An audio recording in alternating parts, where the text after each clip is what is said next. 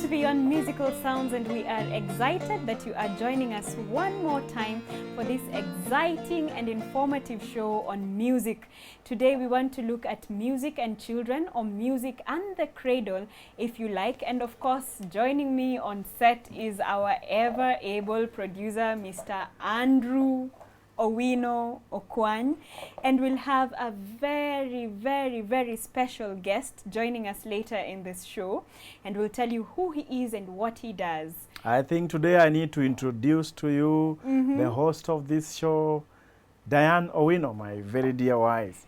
Now the guest, I will bring him. You don't want to miss seeing his face. He's an interesting person, a young little boy, but he will amaze you. His name is Edgar. Let's talk about music and children. Do you think it's important that music, you know, is a subject that is related to children? How what is can important? it not be if children are taught with music? You go to school, A, B, C, D, E, F, G, H, how I love you, what you are, No. baby Jesus. Every children song. Sorry, Are I you messed sure up. you sang that song in no. when you Skyped class that day? No, don't bring that here. All children are taught with music. Why? Because music is one of the first wires of learning in every childhood in Craddle. When you're starting life, seemingly music helps them to pick up music, learning instruments. They start learning how to relate with nature. They learn to relate with themselves. They learn what is called cognitive kujijua, sindio? Head, shoulder, knees and toes, ears, eyes, mouth. Nose and mouth. It's something like that. So music has a lot of benefits for babies, and that's why it's used in teaching for children. So what content should be there when it comes to music for children? You know, sometimes you look at the hymn book and you want to teach children songs and you're thinking, this one is too hard, it's too long for children. What content should be there when you're looking at music for children? Let's start with things that children relate with easily, including nature. So you want to pick out songs that children can relate with quickly around nature. Songs about Jesus, like Jesus loves the little children. Children of the world. They are precious in His sight. Jesus loves the little children of the world. So you're looking at themes around the love of Jesus. The love of Jesus, around nature. So those are the thoughts you want to pick. You can't start saying the great controversy. But are we limiting the understanding of children? No. Don't you think children can also understand They the great controversy? if you bring it in a way that is so direct. You want to bring them you want to introduce to them Jesus before you introduce to them the devil. Of course, the mind gets polarized based on what you get used to easily. So you want to first of all accustom them to good. It's just a natural process of the mind that it adapts itself to that which it is exposed to. And you know, the person who teaches them is not the teacher. The person who teaches children is Jesus, their creator. So we want to expose them as much as possible to nature and nature's God. In fact, God and nature and nature's God. So you want to look at songs around nature. Very good one. They will pick up easily because they work with repetition. So when every other time they see nature, the lesson comes back to them. Can because children they sing harmony, let me ask? Yes, I have seen many children sing good harmony. They can be taught that at an early stage because their minds pick up that quickly. There are children who are playing piano, and piano is a differentiated mind for you to be able to coordinate the left and the right hand. It means some part of your brain has actually differentiated, and that's what brings harmony in any singer. So as you will see our guest today, he will be able to do all that, and it doesn't matter the age, the earlier the better. When it comes to music, the earlier you introduce it with children, the better. So what I hear you saying is that children can actually absorb anything as much and everything they are given. Yes, and let me be quick to add that there are parents who make their children's songs very boring, very simplistic, and that is a sign of the poverty of the mind of that parent. That a child should not be taught based on how much the parent knows. The child should be taught based on how much the child is able to absorb. And I think parents, you can go and do a study on that, a PhD on that. All right, and so at this point, I want you to introduce to us who's the guest for today and how did you meet this guest? Very well. One day I was in one of the churches around the city and I sat and I listened to the piano and said, that piano is being played by some very serious professional. The chords were right. The songs were just good. And I was looking for the piano, the pianist. Yeah, I started by looking at where the pianist was sitting and his foot was not even stepping on the ground. He must be so young. Edgar, welcome to the show. We are glad to have you today. What's your full name? My names are Edgar Motanya. Edgar Motanya. Yes. Right. Edgar, how old are you? I'm 12 years old. 12 years old. You see, the one day I came to your church, it's down in Katani, and you are playing piano. Do you want to know when you started to play? Of course. How old were you when you started playing? I was 3 years old. Okay. Really? And you still remember? So, wow. how does a 3-year-old even start to play piano? So, how did you even learn? How did you learn piano? I learned by watching, and I saw someone playing, and I was determined. Okay. You guys, you remind me. Wait, you'd watch and then you try and copy? Yes. You see, honey, when I was still young, I think maybe that age or somewhere, we used to go to church. We were not Adventists, we would go to Catholic church. So there's a bench for piano and then there were guitars. They used to use both piano and guitar. I still remember always sitting next to the pianist. I don't know why, but I just loved seeing notes going down, you know, this thing. You know, when you look at it from this side as a child, it's a lot of mystery, you know, and you could hear the guy as he creates his... Now, those are the songs we used to sing then in Catholic church. And I used to, you know, there is a way in which kids bond with music uniquely. So are you proposing that in our churches we should have a section that the kids are just exposed to it? Because in many churches I see, you were never chased away from the piano, from the keyboard. I was sometimes. Yeah. We used to How did you feel about it? I felt sad. Yeah. Yeah. But you still kept going? Yes. Okay. Maybe we wanted to ask about just Edgar, as how has music helped you? Does it? Do you have many friends? Do you get time to sing at home, to play at home, and even you playing in church? How do you feel about that? Actually, I feel good. Nice. And it makes me create more friends. Yes. By going to different churches, playing, and singing with the crowd. Nice.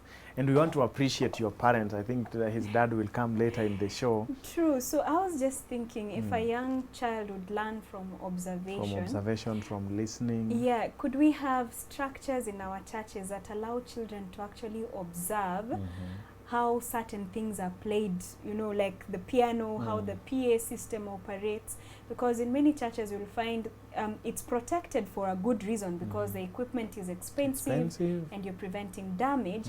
But also in that protection, could we have a way of positively exposing children to this equipment so that as they grow up they know the piano can actually be played and I should not spoil it? In any case, in many homes, children are the ones who operate the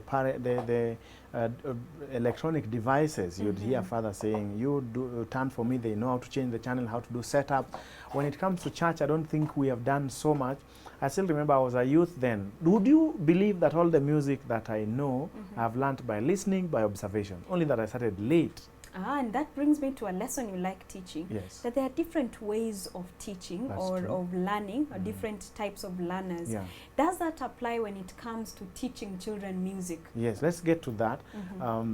The situation I was telling you was at home, we were youths. And I remember the hurdle it would take to just get the piano. The piano was kept in an elder's house. I still remember us showing up because we had interest. We wanted to learn. So the youth meeting was from 4 o'clock to 6. So one day we showed up at the elder's house at 2 o'clock to pick the piano so that we could just get to practice. Do you know we were chased away? That is not yet 4 o'clock. So I don't know whether between 2 o'clock to 4 we would be evil with the music, but that exposure needs structures in a way that we can train not just musical instruments but also even instruments of church. Now you talk about how people learn. People learn in different ways. There are audio people, and that's where musicians fall. They can learn anything from ears. And if you notice your child is an audio person, then you want to train them using audio devices. You want to record for them lessons. They'll pick up those lessons quickly. I'm one such person, learning by audio. Such people will become producers. They'll become musicians. They can still become surgeons, but they learn their art mostly through ears. Through ears. Then there is the visual person. The person who they have to see. And Jesus used to engage all his audience who are audio people and visual people. He would give illustrations. A farmer, so I went to sow, and things like that. So as you use many senses of the child, you incorporate them into good structures of learning, and music is one of them. Then there's a third category called the kinesthetic. Kinema is Greek for motion, and then kinesthetic is the word for motion on your feelings, your skin and all that. So that a child, when you come home, they would appreciate a hug. So it's the duty of parents to learn their children early, but much more, they need to train the audio. Did you know that 80% of information processed by the brain passes through the ears and the eyes? So that's a good channel for learning. Okay, so and we can see from your response that if we provide the correct environment, children can actually learn music. I remember as a child, I would go to choir with my mother. What songs did you sing as a child? I sang many songs like "Kneel at the cross, Christ will meet you there. Watch while he waits for you. Listen to his voice, meet him at your prayers." And I hope I remember that. Then the chorus is kneel at the cross, kneel at the cross, kneel at the cross. Okay, I don't know the song. I'm just guessing. Jesus will meet you there. Somewhere there. And I remember singing this song with my mother in choir, and as a child I learned how to pray. In fact, I would lock myself in the bathroom, and my siblings would say, when Dan enters the bathroom, she spends such a long time. The reason was this song every time would remind me to pray. It would play in my mind, and our bathroom was not so nice. It didn't have tiles. It had a very rough floor. So I prayed until my knees became black. You know, every day that was my routine. So the song taught you to pray. Exactly. So songs can teach. And this brings me to the question of what are some of the benefits you think are there for children learning aspects of music? One is language and communication. Children learn music to speak the words, to hum the words. There is one I saw on YouTube, a father holding two little babies, and they were singing, "Be not dismayed, whatever betide, God will take care of you." And the baby was adding his voice, "of you." He didn't even know what "of you" is. You could listen to that later. So, and they start learning to talk. So music even activates the language centers of the brain. That's one benefit. The other benefit, like I said, cognitive awareness. They get to know different parts as they use the science. And maybe as a doctor, you know some more. No, I just interrupted because in the last season, you spoke about how music connects the emotional centers of the brain. And we need to be careful how we make children feel around music. You know, sometimes you'll make a child feel like, no, you're not singing the correct note, or no, you should not be hanging around the keyboard, and it makes them feel bad. And when something makes you feel bad, you run away from it. You'll run away from it. Yeah, so and we want to make music a happy time at home, whether it's devotional time, whether it's congregational singing time. Children need to be thought about as a chorister. You need to know you want them to feel good as they sing. Encourage them to sing, and when they sing, appreciate them. Yeah. Exactly. So children can actually be part of the singing both at home and in church. But there are more benefits to, you know, to music, children learning music. There's a research that says when children come from play and then you play some calm music like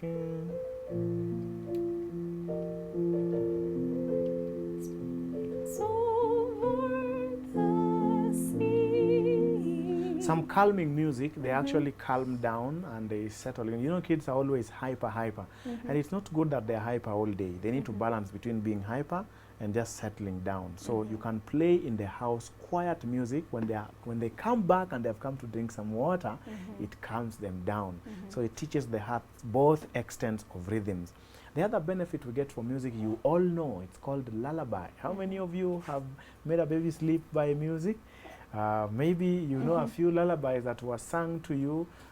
Some were funny, but as we used to be scared. We didn't have lullaby for which were very musical. And let me add you one more, that music can actually aid in terms of child development. Yeah? Right. There is an area called music therapy. It's actually a career on its own.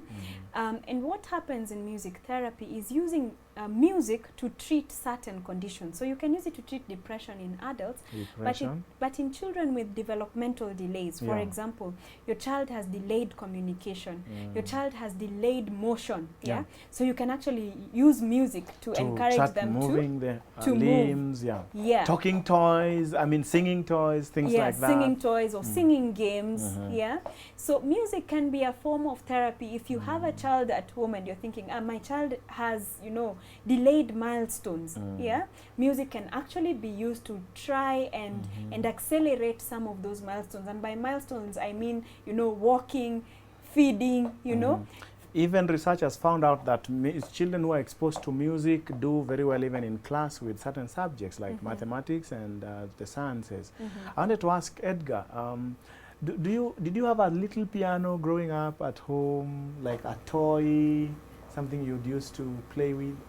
Yeah, I had one. Nice. But it broke. Oh no, how did you feel when it broke? Bad. So if you are asked, like if your parents were to buy you a toy, a gift, what would that be? A new piano. I knew that. He can't ask for anything else. He's a good pianist. Okay. Is this a time he was to sing, to play a song? Yes, I want to invite him before we take a break to just come and play one song, which we'll sing along. The first time when we met him, we met him with a guitarist who has come to a previous show, and we were so encouraged. They were playing so well, and we said we'd want you people to experience their music. Live. They're going to play a song and we'll sing along from our hymn books. This song says, Lord, I hear the showers of blessing. We'll sing it in Swahili. It says, Ati kuna mvua. Yeah. These guys, they are the way of connecting. They are in the same church, and we are just like that arrangement. As long as somebody has found the key, the other one joins. As long as the other one finds the key, they join. So they used to play something like this, good for congregational singing. I like it already.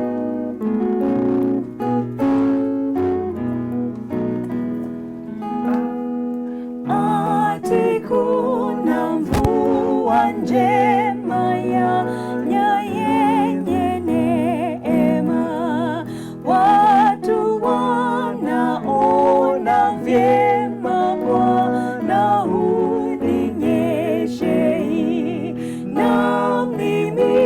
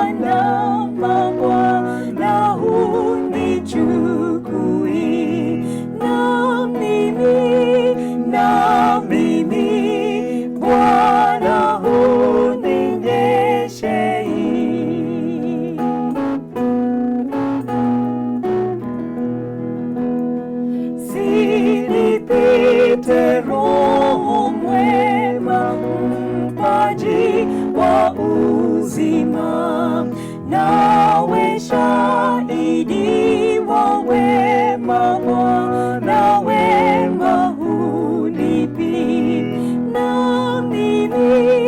na mimi Bwana huninyeshei. Beautiful music, and I'm sure there are children in your church who can be involved in the singing, in the playing, and in the organization of music in your church. We want to take a break, and right after the break, we will be interviewing Edgar's dad to just find out what does it take to raise such a child. God bless you.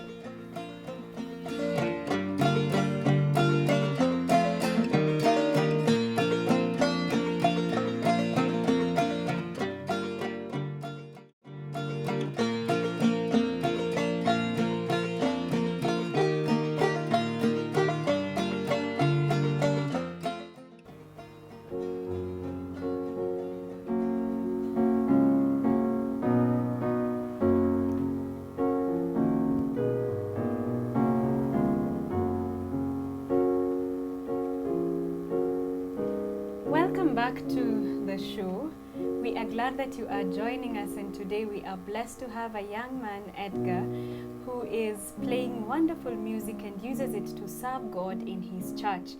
And right before the break, we promised that we will bring you his parent so that you can get to hear what does it take to raise a child who has a talent.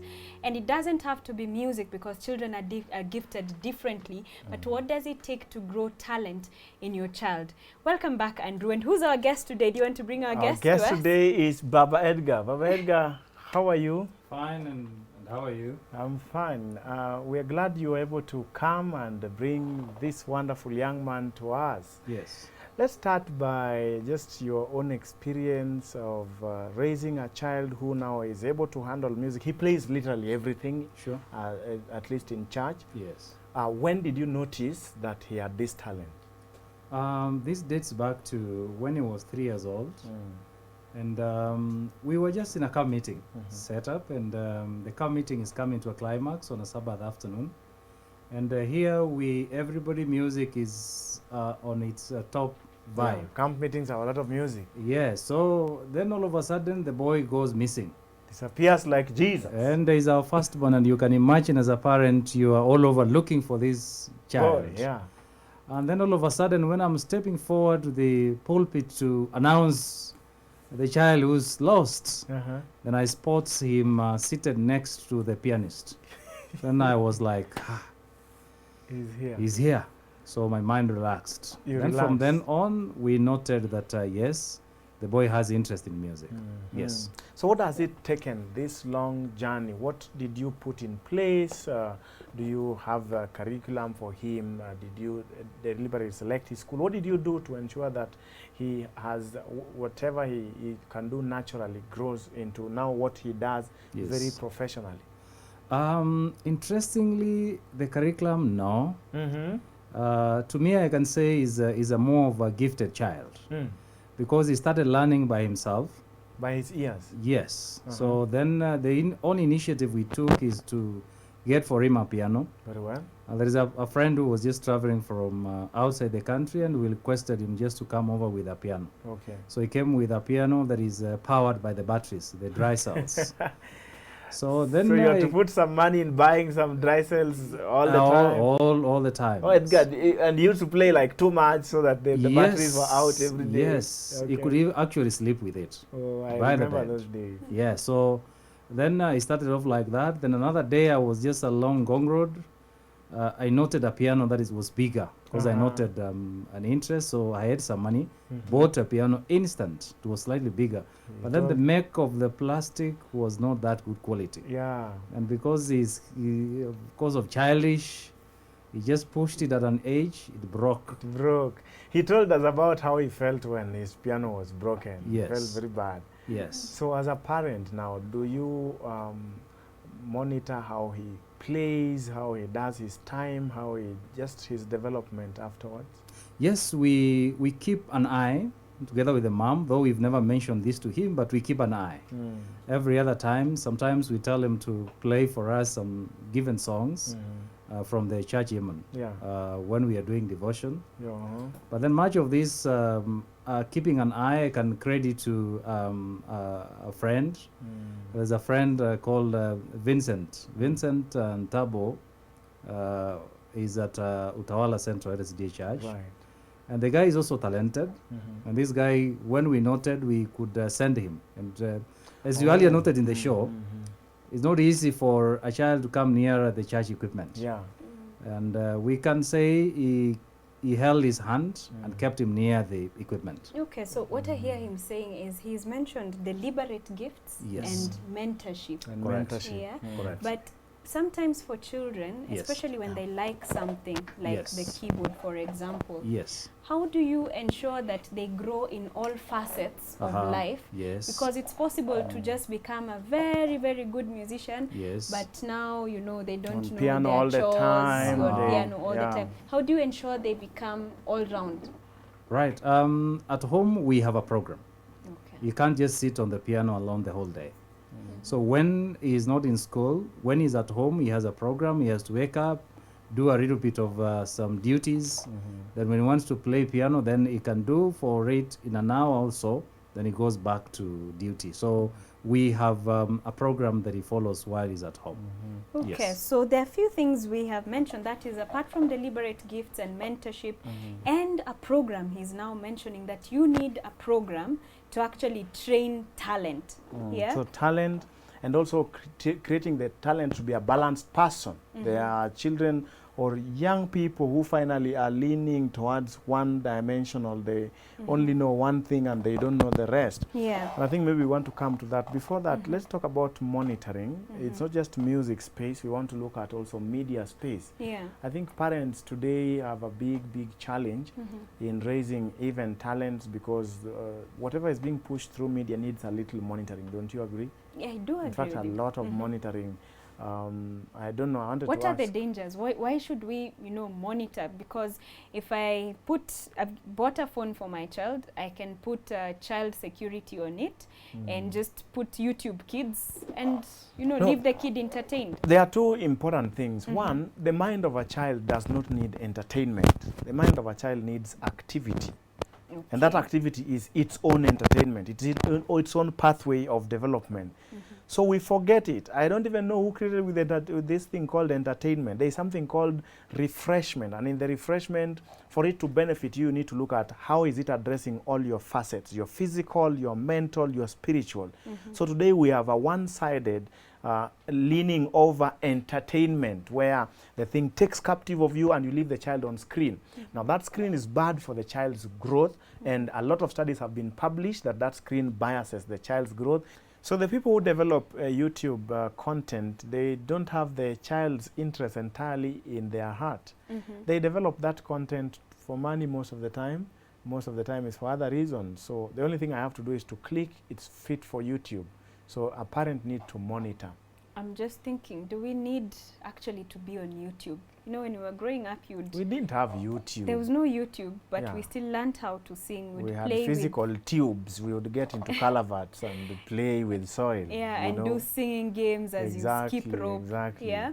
So is there a benefit comparatively for that type of singing versus the type of singing where kids are only learning through phones, iPods, iPads, and all the other gadgets that we have? You know what I've liked is, and Baba Edgar can confirm, when the child has something more physical to deal with, more practical to deal with, the child enjoys the play more than just a virtual environment. Is Okay. that an experience you have had? Yeah. So this is one of those ways of creating out of virtuality experience for children. Kids want things, building blocks. That's why piano is one of them, and other musical instruments.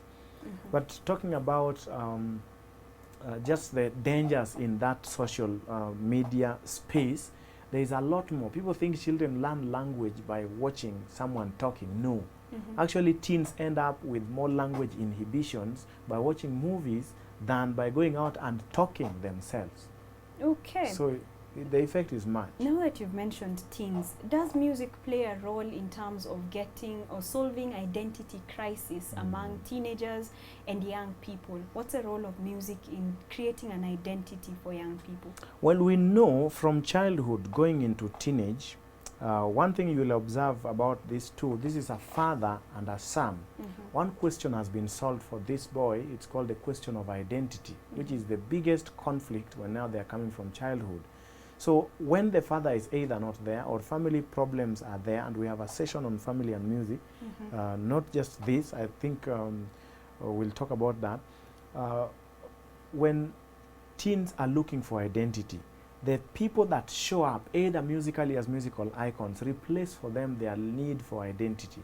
So a lot of teens get lost into this thing of some socialite, some musician, some whatever, and they dress like, they talk like, they behave like those people. Some of them even leave their natural endowments. A teen could have been very good in class, but because he saw a musician making too much noise and dressed funny, and they seem to relate with that person because now they're looking for someone to relate with. When the father is not there, when the mother is not there, when an adult is not there to model what the child should become, they actually lose it to those people. So music is one conversation of a family. I like you said Edgar plays some songs in family devotion. Correct. So does he prepare for those songs? Yes, he does when he's doing his own practice.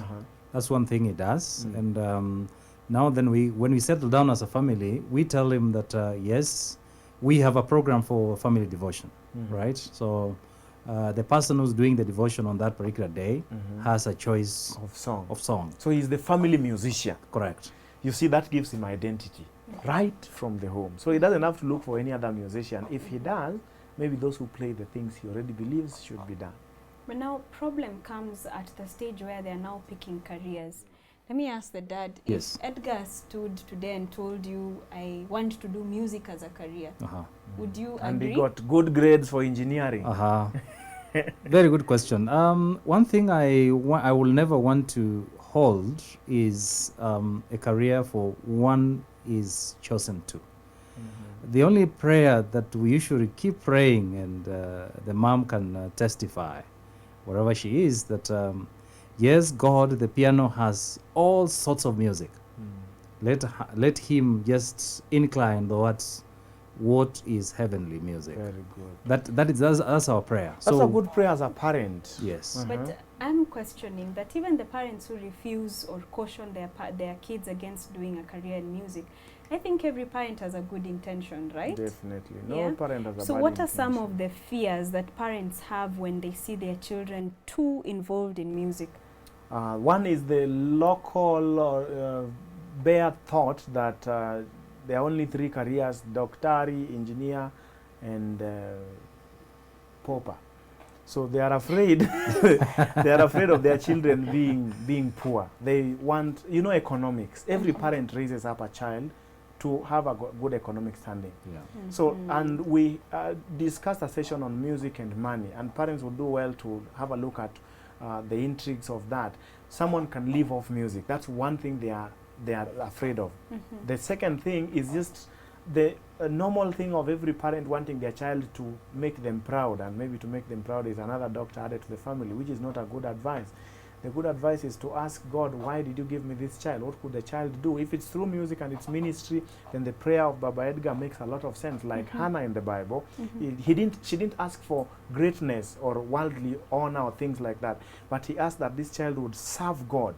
So even in our constructions of the children's growth, we need to know children need to be trained up to be servants and people who will serve God, people who will follow the way of God, and the other things will usually follow. Right now we're here talking about music, okay? But we decided we would want to serve God. So God will somehow stir up the other gifts that are in the child. The other fear is that music has a negative painting.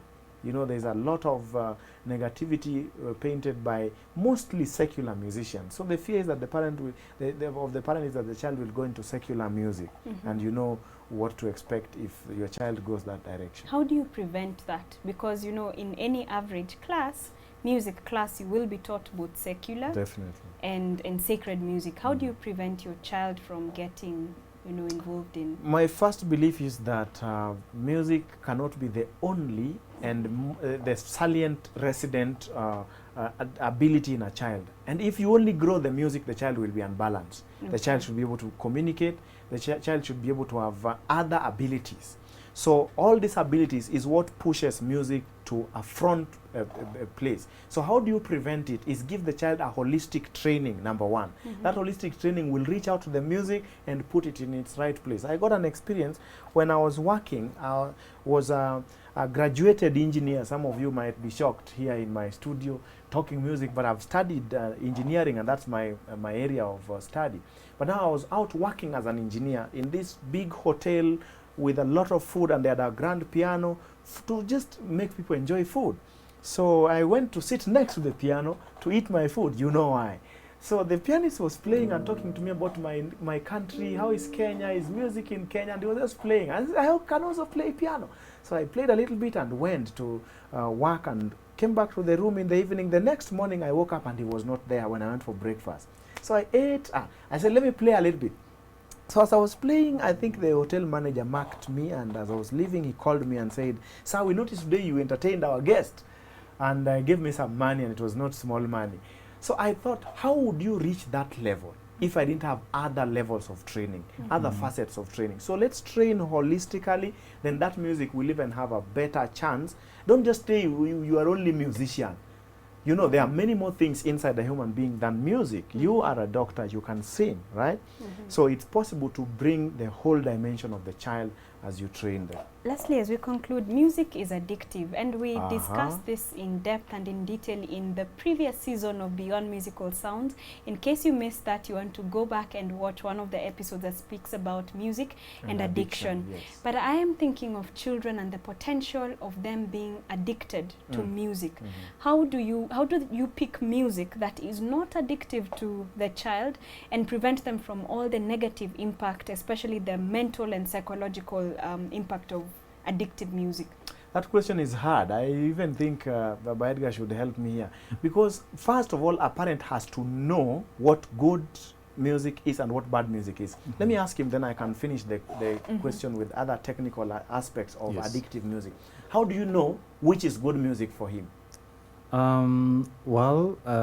Tricky question there, but then I will say that good music to me is that which edifies and glorifies God. That is, to me, a measure of good music. I like that. And I have constantly just tried to remind him that at any given time, he should not walk into our home. And I mean, in that case, dressed in a funny way because he's a musician. Yeah. Having his hairstyle, which is kinky and unkempt, telling us now, you know, I'm a musician. So to me, good music is that which edifies and glorifies God. So let me add to what you said. Technically, music will be addictive if it has the following properties. Number one, an incessant, loud, booming bass. That music will wipe out the reins of your mind. It is bad for the brain. Not only your brain, but the brain of whoever is listening. So you want to avoid that. The other one you also want to avoid is repetitive, simplistic music. You want music that goes with a lot of variation. Good for the brain, good for the heart.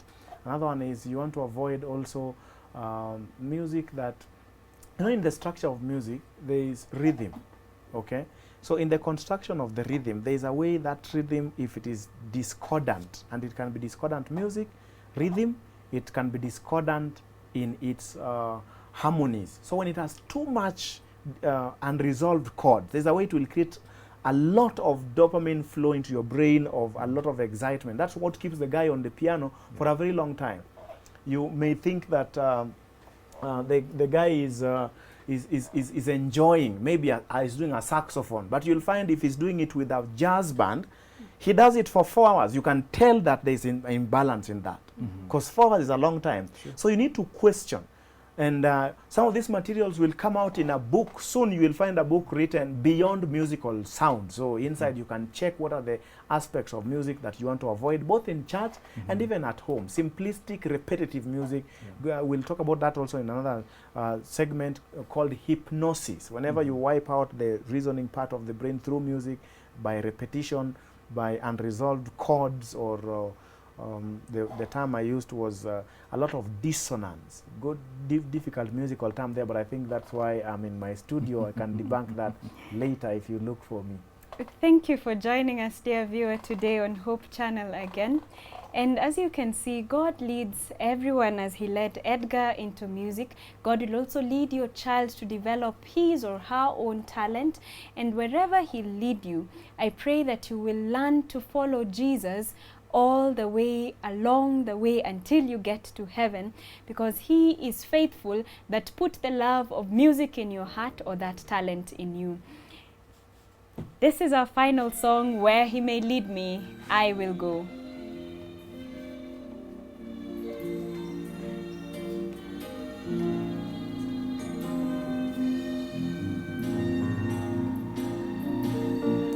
Where He may lead me, I will go, for I have learned to trust Him so. And I remember 'twas for me that He was slain on Calvary. Jesus shall lead me night and day. Jesus shall lead me all the way. He is the truest friend to me, for I remember Calvary. Jesus shall lead me night and day. Jesus shall lead me all the way. He is the truest friend to me, for I remember Calvary.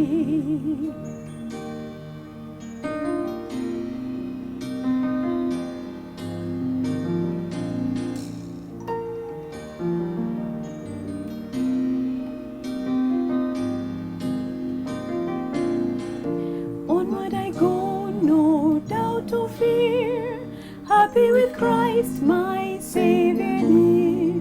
His divine will is sweet to me, hallowed by blood-stained Calvary. Jesus shall lead me night and day.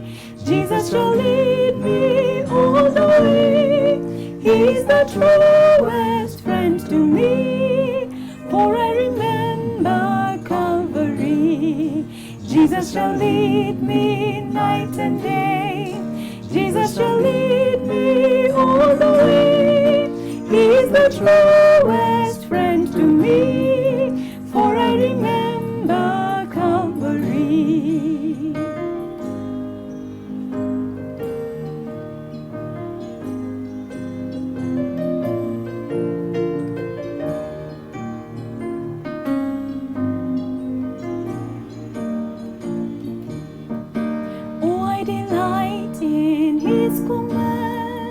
Love to be led by His dear hand.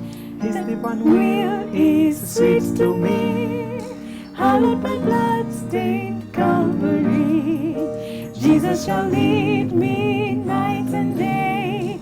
Jesus shall lead me all the way. He is the truest friend to me, for I remember Calvary. You can sing along with us. Jesus shall lead me night and day. Jesus shall lead me all the way. He is the truest friend to me, for I remember Calvary. One more time. Jesus shall lead me night and day. Jesus shall lead me all the way. He is the truest friend to me, for I remember Calvary. Thank you for being our guest today. Till next time, keep your eyes on Hope Channel until we meet again. God bless you.